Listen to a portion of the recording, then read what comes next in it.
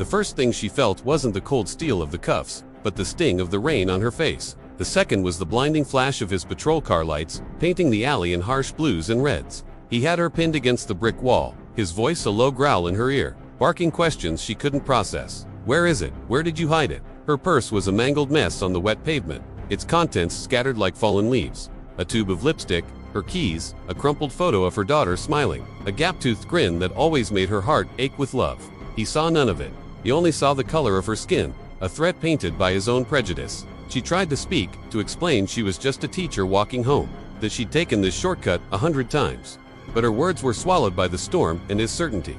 His grip tightened, and for a terrifying second, the world narrowed to the rough texture of the brick against her cheek and the sound of her own ragged breathing. He was young, his face a mask of strained authority, his eyes scanning the darkness for a crime that only existed in his mind.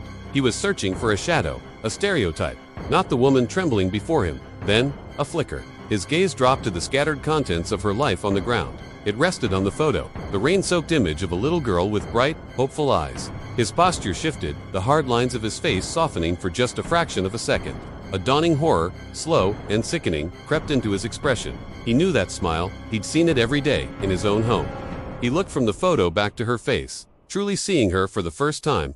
He wasn't just arresting a suspect, he was arresting his daughter's favorite teacher, the one she quoted every night at dinner.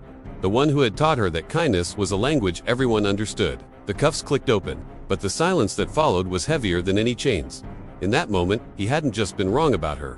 He'd been wrong about everything. Thank you for watching.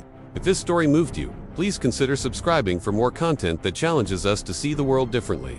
Stay safe and be kind.